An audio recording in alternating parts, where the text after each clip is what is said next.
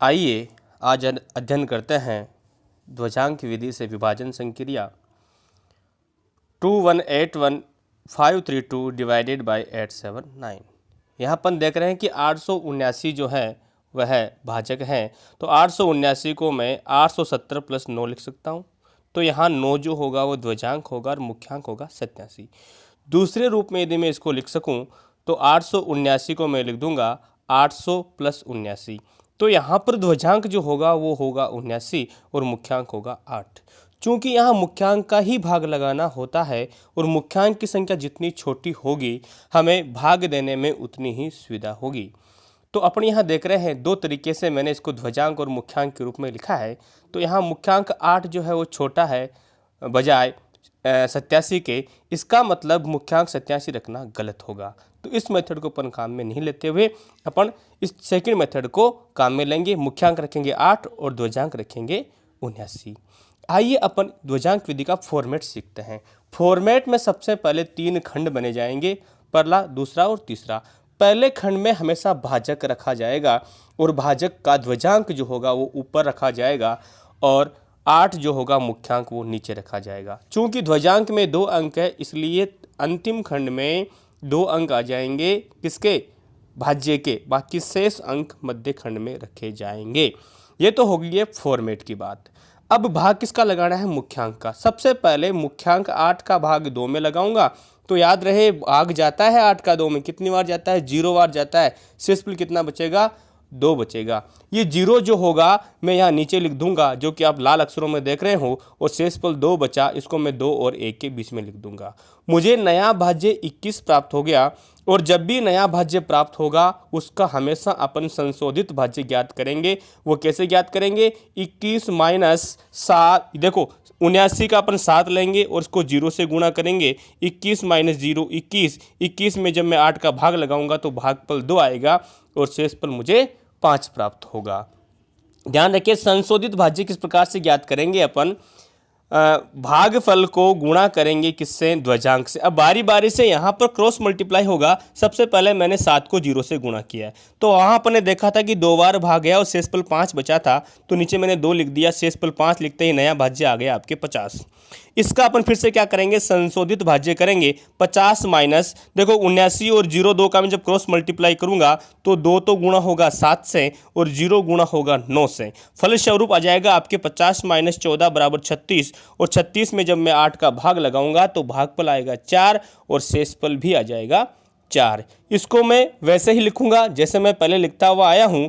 2 के पास में लिखूंगा 4 और जो शेषफल 4 आया है उसको मैं लिखूंगा 0 और 1 के बीच में। जी हाँ, मेरे पास में भागफल जो आ गया है वो 24। देखते हैं कितना सही हो पाता है। नया भाज्य आ गया 41। संशोधित भाज्य करने बैठे अपन तो 41 माइनस, फिर से मैंने क्रॉस मल्टीप्लाई किया। 24 को 79 से क्रॉस मल्टीप्लाई किया, 7 4 से गुणा होगा और 9 2 से गुणा होगा। अब की बार मैंने 0 को छोड़ दिया। अब एक एक अंक छोड़ते हुए अपन चलेंगे तो कितना आ जाएगा, 41 माइनस 46 बराबर माइनस का 5। अब चूंकि शेषफल माइनस में आ गया जो कि मान्य नहीं है, अतः चरण 3 की भागफल प्रक्रिया में आपको भागफल 1 कम लेना पड़ेगा। तो इसको अपन क्रॉस करते हुए वापस तीसरी स्टेप देखते हैं। यहाँ आपने 36 में जो 8 का भाग लगाया था 4 बार लगाया, इसको आपको 3 बार ही भाग लगाना है। आइए इस बात को वापस दोहराते हैं। 36 में मैंने 8 का भाग लगाया तो भागफल आया 3, शेषफल आ गया 12। अब मैं उन चारों को तो जो 4 जो आए थे ना उसको तो मैं काट दूंगा, उसको काटने के बाद में वहां बिठाऊंगा अब 3, और शेषफल कितना आया 12, तो 12 को बैठाऊंगा मैं 0 और 1 के बीच में। तो मेरे पास में नया भाज्य आ गया 121। इसका करूंगा मैं संशोधित भाज्य तो वो आ जाएगा 121 माइनस 7 गुणा 3 प्लस 9 गुणा 2। याद रहे मैंने क्रॉस मल्टीप्लाई किया वापस। 121 माइनस कितना आ जाएगा, और 39 कितना बचेगा, 82। 82 में जब 8 का भाग लगाऊंगा तो भागफल 9 और शेषफल आएगा 10। इस 9 को तो मैं भागफल वाले हिस्से में रख दूंगा और शेषफल 10 जो आएगा उसको मैं 1 और 5 के बीच में रख दूंगा। अब देखिएगा जब मैं इसको 1 और 5 के बीच में रखूंगा तो स्थिति कैसी बनेगी, आपके सामने ये रही। भागफल आ गया 9 और शेषफल आ गया 10 को मैंने लिख दिया। तो नया भाज्य आपके पास में आ गया 105। इसका अपन संशोधित भाज्य करेंगे, वही क्रॉस मल्टीप्लाई करते हुए भागफल से 105 माइनस 90 कितना आ जाएगा, 15। अब 15 में 8 का भाग हमें एक बार दे सकते हैं, लेकिन मैंने एक बार नहीं दिया। क्यों नहीं दिया? मैं जब एक बार भाग दूंगा तो वापस स्थिति वही थर्ड स्टेप वाली बन जाएगी, ऋणात्मक मान आएगा। इससे अच्छा मैंने पहले ही भांपते हुए जीरो वाली भाग लगाया और शेषफल मुझे 15 प्राप्त हो गया। तो मैं अब भागफल वाले खंड में लिख दूंगा 0 और शेषफल जो 15 बचा है इसको मैं इस लाइन के इधर रखूँगा। अब इस लाइन के इधर आने के बाद में हमें भाग नहीं लगाना, अर्थात नया भाज्य प्राप्त नहीं होगा आपको। अब आपको शेषफल प्राप्त होगा। तो 153 माइनस, मैंने जब इसको 90 से क्रॉस मल्टीप्लाई किया ध्वजांक को तो मेरे को 72 प्राप्त हुआ। इस 72 को मैं 2 के आगे रखूँगा तो मुझे 722 प्राप्त होगा।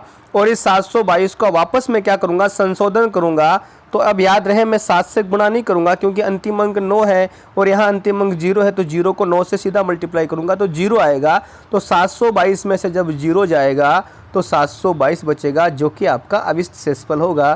तो इस क्वेश्चन में भागफल आ जाएगा आपके 2390 और शेषफल आ जाएगा आपके 722। आशा करता हूँ कि ध्वजांक विधि आपके समझ में आई होगी, और यदि नहीं भी आई है तो वापस इसको पॉज करते हुए आप रिपीटेशन में देखते रहें और आप निश्चित रूप से इस ध्वजांक विधि को आसानी से समझ सकते हैं। बहुत ही आसान विधि है। धन्यवाद।